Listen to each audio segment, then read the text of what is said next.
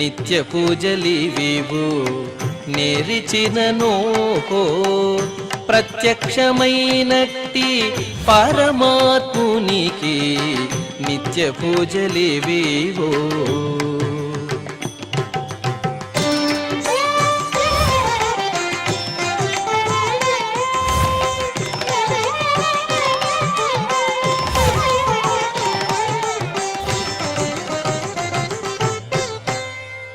ఓం నమో వెంకటేశాయ.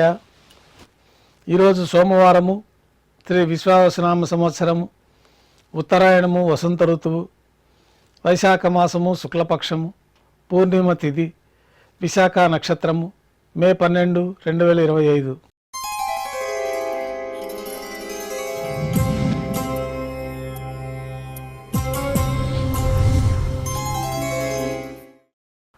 మాధ్యాహ్నిక ఆరాధనలో భాగంగా బంగారు పంచపాత్రలు శుద్ధి చేసుకొని శుద్ధ తోయాన్ని నింపుకొని ఉపచారాలు సమర్పించి తులసీ దళములతో అష్టోత్తర శతనామార్చన నిర్వహించి మాధ్యాహ్నిక నైవేద్యంలో భాగంగా అన్నప్రసాదాలు, పన్యారాలు, ఘంటానాదం మధ్య నైవేద్యంగా సమర్పించిన తర్వాత భక్తులను సర్వదర్శనానికి అనుమతిస్తారు.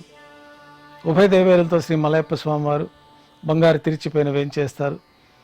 మేళతాళాలతో ఊరేగింపుగా విమాన ప్రదక్షిణంగా సంపంగి ప్రాకారంలో కల కళ్యాణ మండపానికి చేరుకుంటారు. కళ్యాణోత్సవం ప్రారంభమవుతుంది. పుణ్యాహవచనము, అంకురార్పణ, రక్షాబంధనము, అగ్నిప్రతిష్ఠ, స్వామివారి యొక్క మహాసంకల్ప పఠనము, మాంగళ్యాలకు అభిషేకము, మాంగళ్యాల పూజ, అనంతరం స్వామివారి తరఫున అమ్మవార్లకు మాంగళ్యాల సమర్పణ, స్వామివారికి అమ్మవార్లకి కర్పూర నీరాజనము, విశేషమైన హోమాలతో పూర్ణాహుతి పూర్తయిన తర్వాత మాలా పరివర్తనం అనే కార్యక్రమాన్ని నిర్వహించి ఉభయ దేవేరులను స్వామివారి చెంతకు చేర్చి ఈ సందర్భంగా అక్షతారోపణ అనే వైదిక కార్యక్రమాన్ని నిర్వహించి కర్పూర నీరాజనము, నైవేద్యము, తిరిగి కర్పూర నీరాజనంతో కళ్యాణోత్సవం పూర్తి అవుతుంది. కళ్యాణోత్సవ భక్తులందరూ దర్శనం అనంతరం ఉభయ దేవేరులతో శ్రీ మలయప్ప స్వామివారు ధ్వజస్తంభం వద్ద గల అద్దాల మండపానికి చేరుకుంటారు. వేదపారాయణ నడుమ స్వామివారికి ఊంజల్ సేవ నిర్వహించి కర్పూర నీరాజనంతో ఊంజల్ సేవ పూర్తి అవుతుంది. ఉభయ దేవేలతో శ్రీ మలయప్ప స్వామివారు ఊరేగింపుగా ఆలయం వెలుపల కల వైభవోత్సవ మండపానికి చేరుకుంటారు. ఆర్జిత బ్రహ్మోత్సవం ప్రారంభమవుతుంది. బంగారు గరుడ వాహనంపైన శ్రీ మలయప్ప స్వామివారు వేంచేస్తారు. కర్పూర నీరాజనంతో బంగారు గరుడ వాహన సేవ పూర్తి అవుతుంది. హనుమంత వాహనంపైన శ్రీ మలయప్ప స్వామివారు వేంచేస్తారు. కర్పూర నీరాజనంతో హనుమంత వాహన సేవ పూర్తి అవుతుంది. పెద్ద శేషవాహనంపైన శ్రీ మలయప్ప స్వామివారు వేంచేస్తారు. కర్పూర నీరాజనంతో పెద్ద శేషవాహన సేవ పూర్తి అవుతుంది.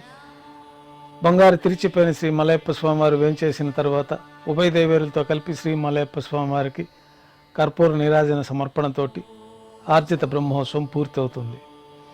సాయం సంధ్య వేళలో 1000 దీపాలతో అలంకరించబడి ఉన్న సహస్ర దీపాలంకరణ సేవ మండపానికి ఉభయ దేవేరులతో శ్రీ మలయప్ప స్వామివారు చేరుకుంటారు. నాదం, వేదం, గానం నడుమ సహస్ర దీపాలంకరణ సేవ నిర్వహించి నక్షత్ర నీరాజనము, కర్పూర నీరాజన సమర్పణతోటి దీపాలంకర సేవ పూర్తి అవుతుంది. ఉభయ దేవేరులతో శ్రీ మలయప్ప స్వామివారు 4 తిరువీధుల ఉత్సవం జరుపుకొని ఆలయంలోకి వేంచేస్తారు. నైవేద్యం పూర్తయిన తర్వాత గర్భాలయంలో వేంచేస్తారు. వెంటనే రాత్రి తోమాల సేవ ప్రారంభమవుతుంది. ఉదయం సమర్పించిన పుష్పమాలికలు సళ్లింపు చేసుకొని గర్భాలయాన్ని శుద్ధి చేసుకొని బంగారు పంచపాత్రలో శుద్ధ జలాన్ని నింపుకొని మూలమూర్తికి, ఉత్సవమూర్తులకు ఉపచారాలు సమర్పించి కొత్త పుష్పమాలికలతో మూలమూర్తికి, ఉత్సవమూర్తులకు అలంకరణ జరిపి చతుర్వేద మంత్రాలతో మంత్రపుష్పాన్ని సమర్పించి నక్షత్ర నీరాజనము, కర్పూర నీరాజన సమర్పణతో రాత్రి తోమాల సేవ పూర్తి అవుతుంది.